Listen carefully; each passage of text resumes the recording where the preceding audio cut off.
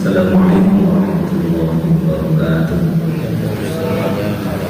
Ya Rabbi bil Mustafa balligh maqasidana waghfir lana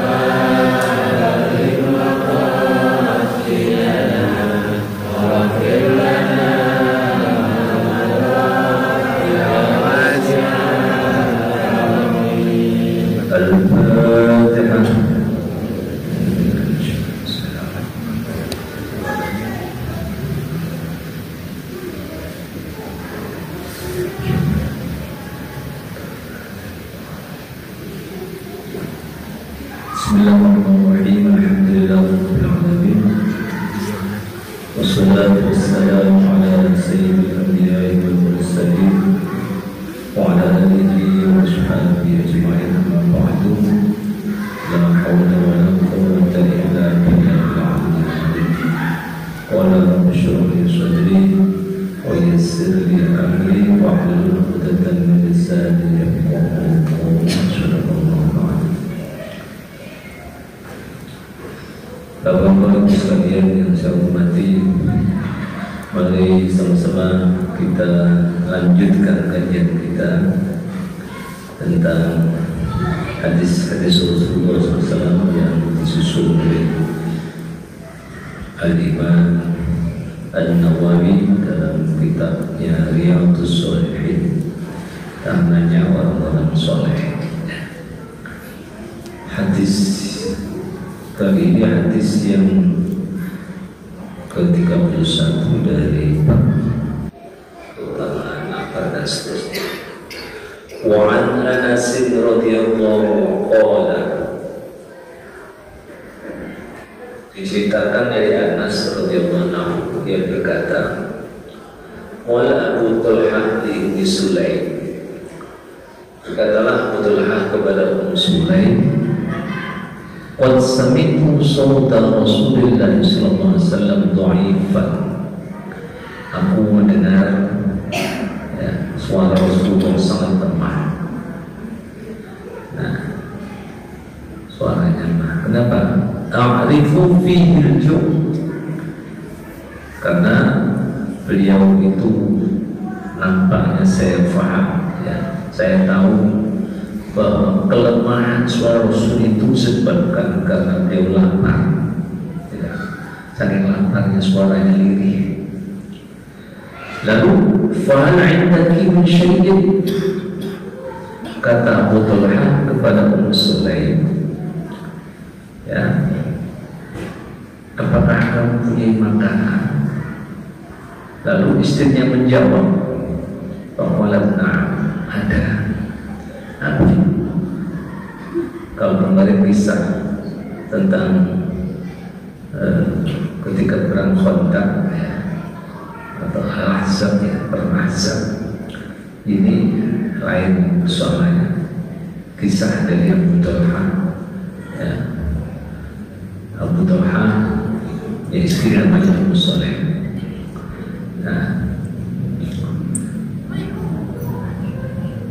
Fa'akhrajat aqrasan min sya'ir, kemudian Ummu Sulaim mengeluarkan beberapa potong roti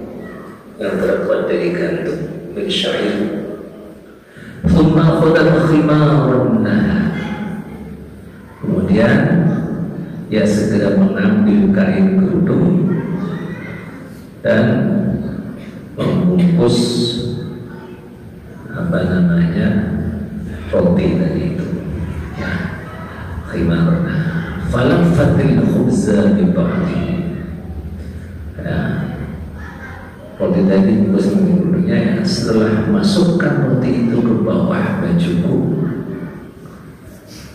dan ya, thumma tasattu tahta thawbi, katanya, aku masukkan sebagian roti tadi di bawah bajuku, waladni bi ta'atihi, dan kemudian dia menyisakan sedikit untukku.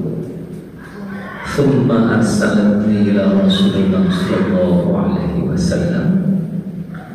Kemudian dia minta supaya ini saya hantarkan, ya. Jadi Muslim minta kepada Abu Talha suaminya supaya dikirimkan kepada Rasulullah SAW. Fadhahabtu bihi, lalu aku pergi dengan membawa beberapa roti yang terbuat dari gandum tadi itu, ya. Wajadtu Rasulullah SAW, dan aku menemukan Rasulullah SAW jalisan, sedang duduk-duduk di masjid, ya, ngobrol-ngobrol, ya. Rasulullah biasa duduk dengan sahabat-sahabatnya di masjid, ya. Sama siapa? Wa ma'ahun nas, dia bersama banyak orang. Siapa mereka? Banyak dari kelompok Ahlus Suffah, orang yang tinggal di samping Masjid Nabawi, samping belakang rumah Rasulullah, namanya gandoannya itu, orang sini bilang gandokannya, di pinggir mana ada pavilion lah gitu.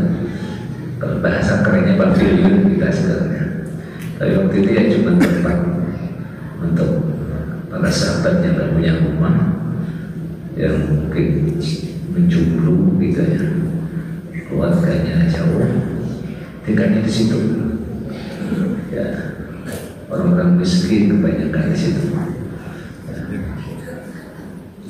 Fakuntu alaihim, lalu aku berdiri di hadapan mereka itu, ya, kumpul, ya, di bahasa banyak itu kata dia, fakuntu alaihim, maksudnya adalah aku bergabung tengah-tengah mereka.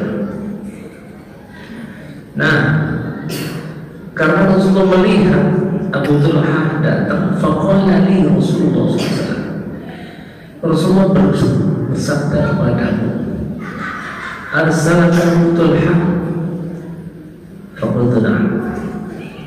Nah, kata Rasulullah bertanya kepada Abu Talha, untuk diundang maka Abu Talha, aku menjawab benar, qala na'am, ya. Faqala ali ta'ati, apakah kamu punya makanan? Faqultu nah, aku mengatakan iya, ada makanan. Nah, lalu faqala Rasulullah SAW, ayo sahabat-sahabat tadi yang sedang berkerumun dengan Nabi tadi itu sama Rasulullah disuruh berdiri semua. Nah, ya, mari kita ke sana, katanya gitu ya. Nah, kebetulan kaget kan gitu, ya, kaget, ya. Tapi mereka melakukan fantola, maka mereka berangkat, ya, fantola. Wantolatu baina aidihim, dan aku berangkat pula bersama-sama dengan mereka. Hatta jitu Abu Talha fa'ahbartu, sampai aku datang, ya, Talha fa akhbartu, aku mengkhabarkan kepada Ummu Sulaim. Jadi Abu Talha beritahukan ya pada istrinya apa, dia berkata, wahai Ummu Sulaim, itu ya kata dia itu, faqala Abu Talha ya Umma Sulaim qad jaa Rasulullah sallallahu alaihi wasallam bin nas wa laysa indana ma nut'imuhu. Bagaimana ini istriku, ya, kata Abu Talha kepada Ummu Sulaim, Rasulullah datang sama rombongan satu masjid, diajar semua ya kan?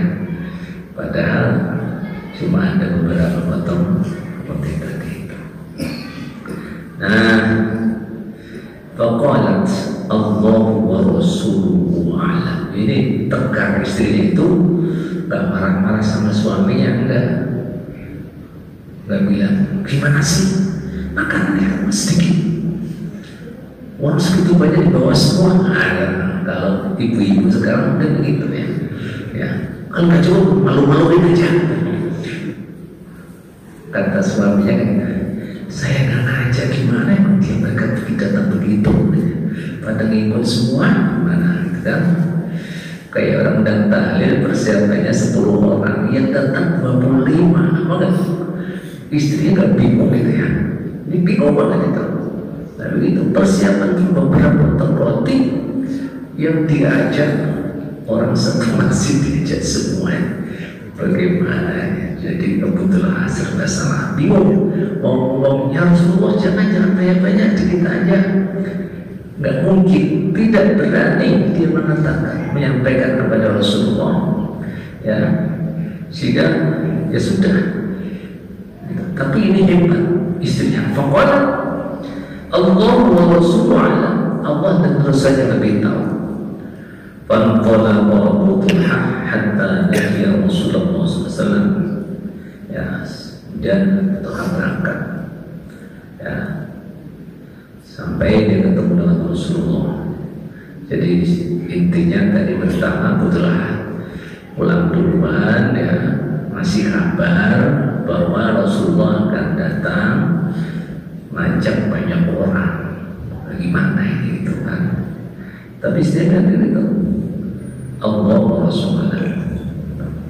Fa'aqala Rasulullah SAW ma'ahu hatta dakhala. Nah, kemudian dari situ Rasulullah bersama Talha, ya, Ummu Sulaim segera menjemput kehadiran Abu Talha bersama dengan Rasulullah SAW dan para sahabatnya tadi itu. Nah, terus bagaimana? Akhirnya Rasulullah menjemputnya. Mereka berdua masuk rumah lebih dulu. Nabi bersama Abu Talha masuk dulu. Beliau Nabi SAW bersabda, bagaimana sabdanya Rasulullah? Halummi ma'indaki ya Ummu Sulaim. Ya, kalau di sini bawa sini Ummu Sulaim, ya, bawa ke sini makanan yang kamu tinggalkan, wahai Ummu Sulaim. Nah, kemudian Ummu Sulaim datang dari fa'atat bidzalika khubzi. Ummu Sulaim membawa hidangan roti yang cuma beberapa dari itu di hadapan Rasulullah. Tapi sahabat-sahabat yang lain masih berada di luar, nggak tahu. Nah, lalu beliau Nabi SAW bersabda itu, Ummu Sulaim menyajikan roti itu, lalu Rasulullah mengatakan, fa'amara bihi Rasulullah SAW fafutta wa asrar alaihi Ummu Sulaim ukatan fa'adamathu.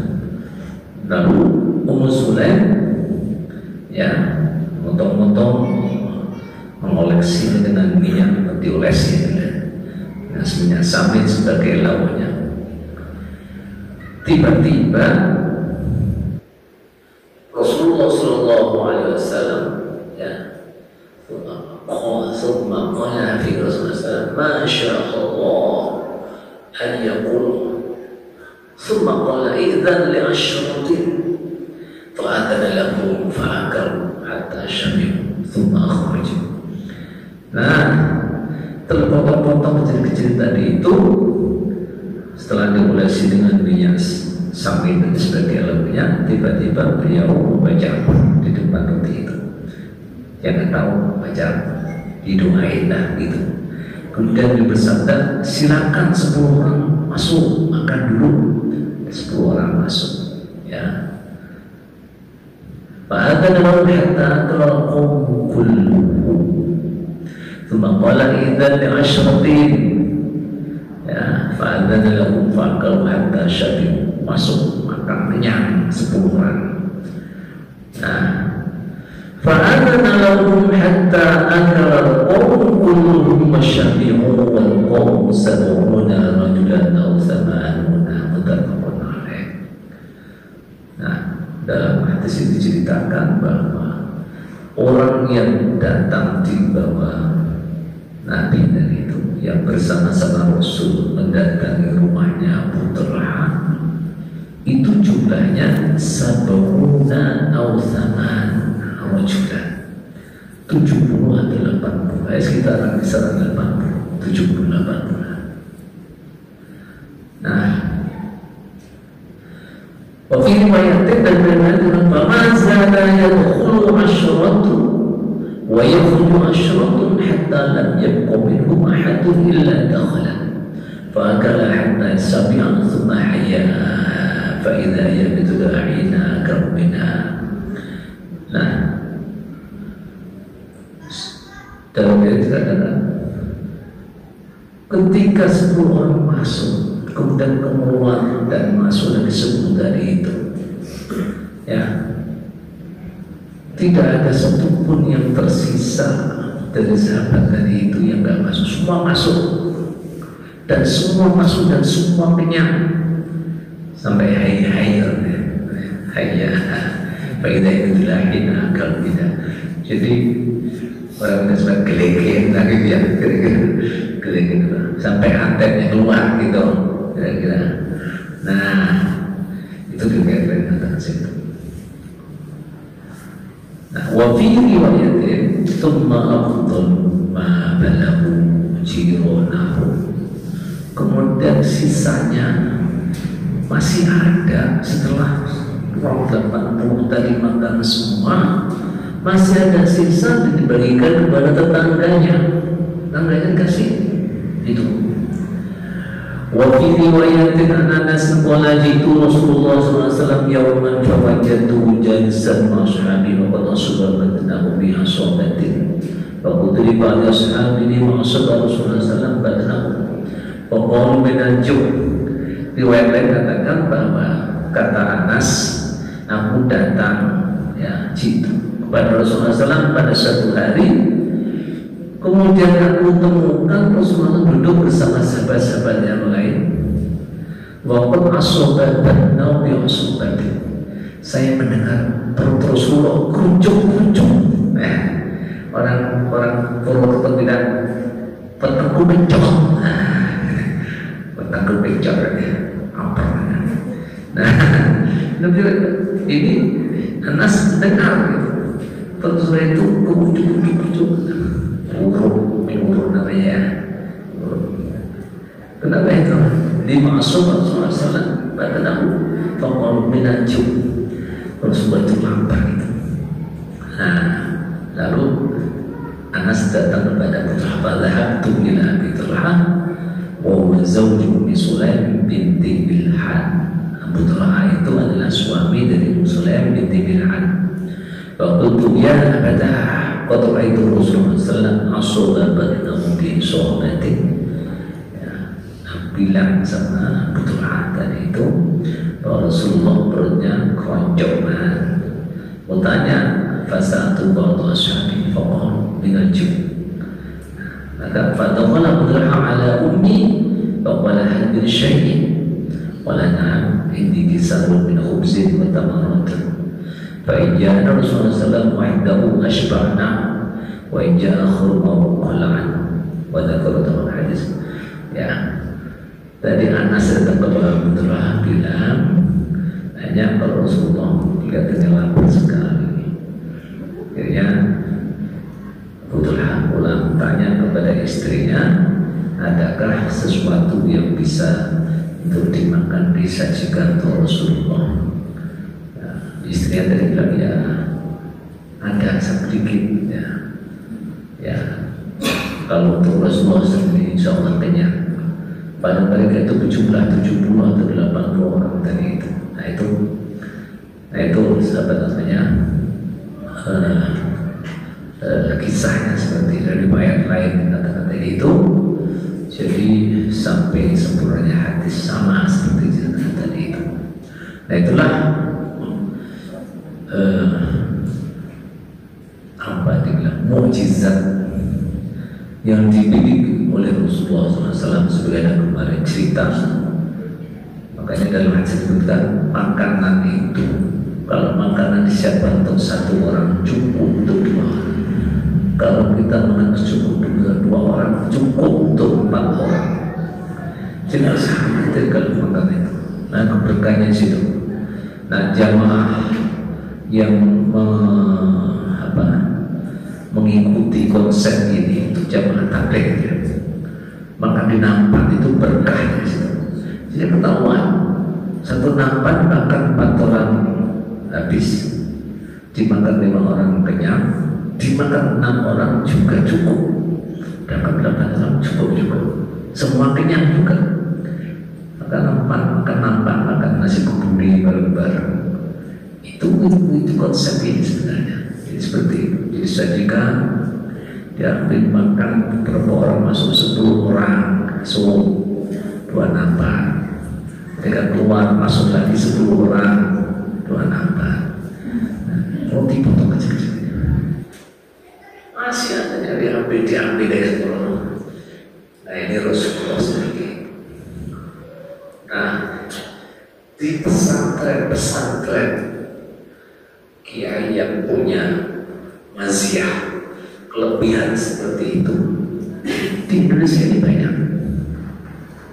Di Surya Raya contohnya, Abah Anom itu kalau ada tamu, tidak ada tamu yang datang ke sana kecuali di jam. Berapa bis yang datang semua dari jam. Jadi dapurnya itu dapur 4 jam nyala, istilahnya gampangnya begitulah. Suka ceritanya ya, kalau bilang dapur apa namanya, bilang ini tapi apa namanya, nyai ada tamu itu 2 bis. Oh iya, buatnya banyak yang bantuin. Nah semua makan. Dan di sana tidak ada namanya kota amal, nggak ada. Nggak. Ada orang mau bangun tempat ibadah masjid atau musola, karena tahu bahwa di Suryalaya itu banyak orang datang, maksudnya dia mau minta kepada tamu-tamu tadi itu bahwa dia sedang membangun masjid. Dipanggil nama, tahu dikasih. Abah Anam bilang, siapa itu yang bawa kotak amal, suruh sini, dibilangin. Ya, kalau nekan bahasa misalnya bahasa Sundanya. Ya, saya nggak bisa dengan bahasa Sundanya ya, terjemahannya. Kalau sampai butuh duit bilang sama saya, gitu. Jangan begitu, nggak usah minta-minta, gitu. Bilang sama saya. Kenapa? Karena abang itu kan butuh duitnya. Duit itu kalau ada orang datang istilahnya nanti salaman, ampun salaman, itu panggil tong sini dong, masuk tong ini bawa sana, nggak dimasuk kantong, enggak ada kantong. Saya itu kayak gitu di tempatnya Kiai Dimyati, ya Buya Dimyati Bantinggelang itu saya kesana dengan teman-teman PTI dulu masih sudah lama ya. sekitar tahun 2005 ada kita berapa ya? Saya kesana. Beliau sholat, habis sholat zuhur, rupanya beliau kata saat situ ya, beliau sedang sholat setiap hari itu sholat tasbih. Lalu sholat tasbih nama itu, waktu rakaat baca tasbihnya 300 kali ya. Setiap satu rakaat 75 kalinya. Subhanallah, alhamdulillah, wa la ilaha illallah, Allahu akbar. Satu rakaatnya 75 kali. Sholat lama banget ya. Habis itu, kalau orang datang kepada beliau, mihrab kayak gini, sampingnya ada ruangan sedikit kayak gini.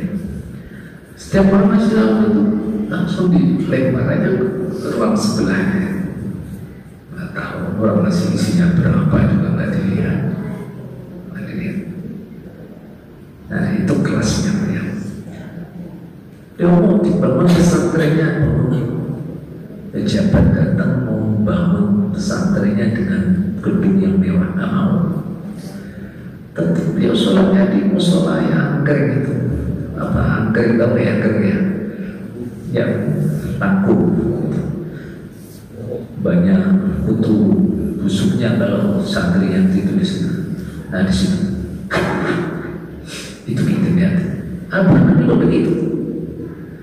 Nah itu namanya kalau setingkat orang-orang soleh seperti itu juga min awliyaillah, namanya karomah, punya karomah. Kelebihannya kemuliaan yang diberikan oleh Allah kepada para kekasihnya, bisa punya begitu. Di Jawa Timur juga ada kisah kiai ya, namanya kiai pesantren ya, alumnya seabad-abad. Kalau dibilang pengumuman bahwa kiai mau mengadain mantu anaknya gitu, itu semua alumni datang yang berkenan Joko pada datang, Jakarta juga datang, Jawa Barat semua datang, dan semua dijamu, semua makan. Tapi ada yang tadi itu pas makan makanan itu nggak habis masih ada. Nah di situ, nah disuruh nasihatnya siapa yang menjoki yang nambahin nasi ya, kurang banyak. Menurut ukuran logika kita nggak cukup. Nah seperti itu banyak nasihat. Ada karomah yang dimiliki oleh para aulia ilahi, para wali Allah itu, sehingga mereka semuanya mendapat keberkahan dari karomah yang diberikan oleh Allah kepada orang tadi. Nah itu hendaknya menjadi pelajaran buat kita. Kok bisa seperti itu? Bagaimana gitu kan? Ya tentu itu tidak bisa Nabi seperti Rasulullah dan menjadi seperti itu. Itu perlu riyadhah, perlu latihan. Kalau sekarang ya latihan. Kenapa? Karena orang ingin mencapai derajat waliullah itu harus melalui berbagai macam proses. Proses riyadhahnya bagaimana? Terapinya seperti apa? Pertama, dia harus taubat dulu, menjauhi maksiat. Nah, setelah taubat bersih, baru dia mulai ibadah. Ya, nah ibadah tadi juga disambung dengan apa? Dengan berbagai macam upaya, baik zikir yang bersifat lisan ya, zikir lisan dengan diucapkan, ada zikir sir yang disembunyikan, yang paham. ada zikir yang bersifat qalbi. Zikirnya ada dalam hati, ternyata. Setelah zikir qalbi ada namanya zikir ruhi.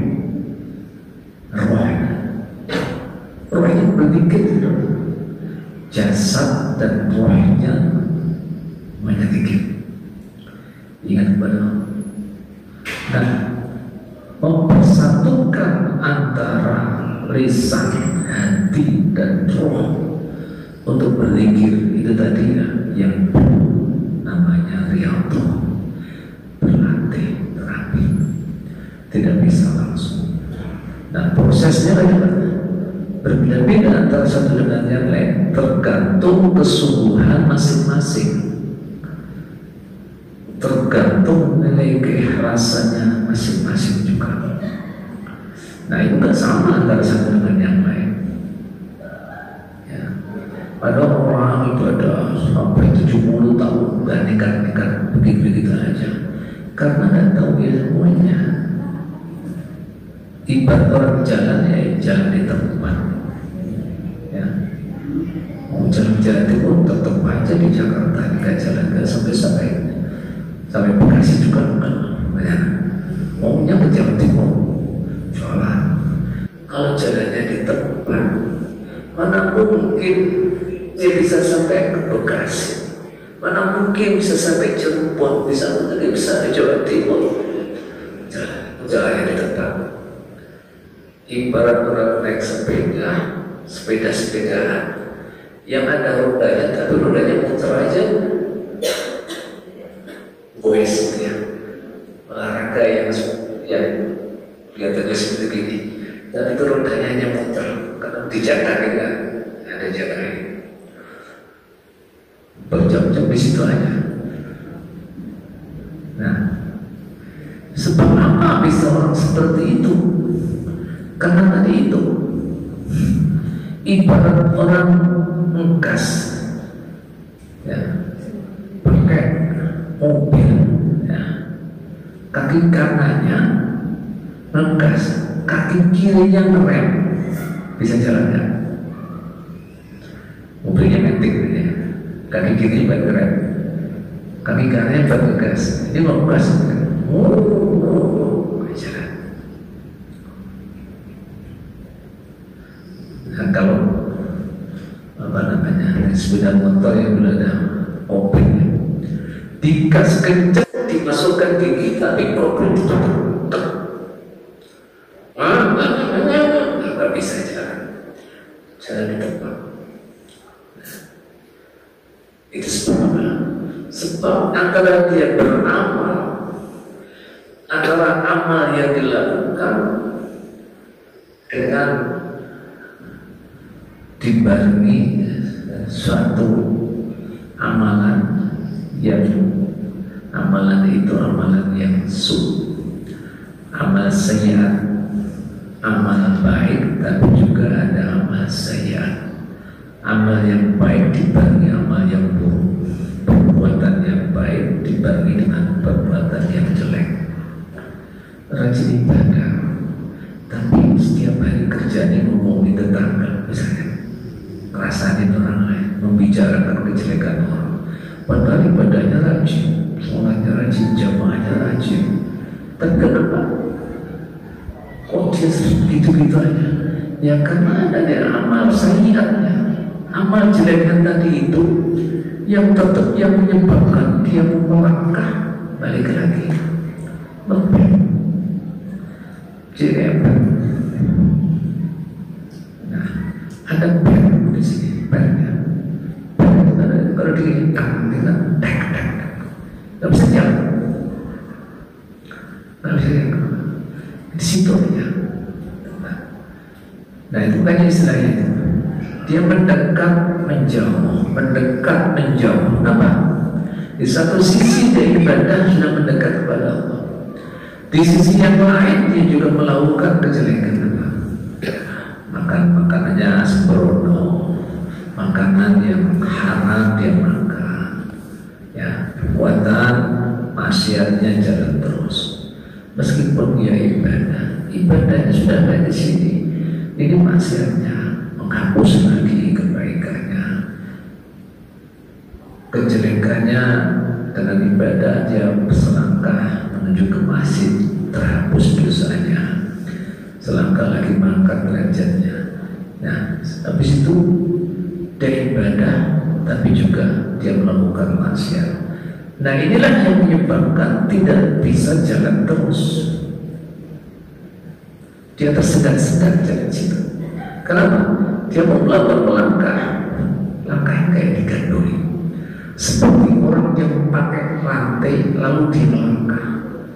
Langkahnya dia ke depan tadi itu ada rantai, mau melangkah lagi rantainya masih gandolin. Inilah yang disebut dengan amal soleh tapi dibanding dengan dosa. Sulit, ini gak bisa maju. Akhirnya ditutup terus di situ. Bisa maju tapi langkahnya ibarat tadi orang yang terbelenggu dengan dosa. Tadi itu digambarkan dengan orang yang terbelenggu dengan rantai, hanya beberapa meter dia bisa berjalan menuju tempat itu, balik lagi. Nah, ibarat burung dalam sangkar. Nah, kalau kita itu belajar dari seperti tupai, ada tupai, kemudian dikasih dia sangkar yang bulat itu, yang bisa muter. Dia mau semakin kencang dia itu lari, sama dengan treadmill. Nah, gambarnya treadmill, gambarnya rumahnya. Orang treadmill lari kencang, sekencang apapun dia nggak akan terima ya di situ.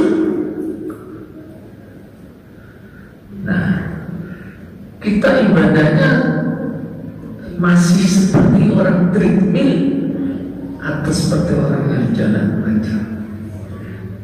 Nah, itu aja. Kan treadmill itu tadi itu.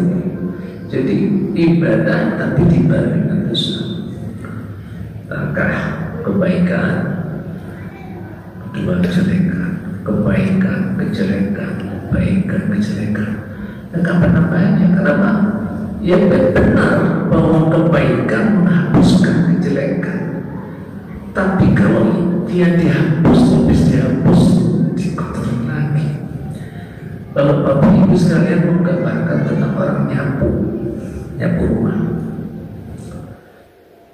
ibu nyapu, anaknya lagi main-mainan di situ, habis nyapu disebar lagi situ kotoran, kotor nggak ada.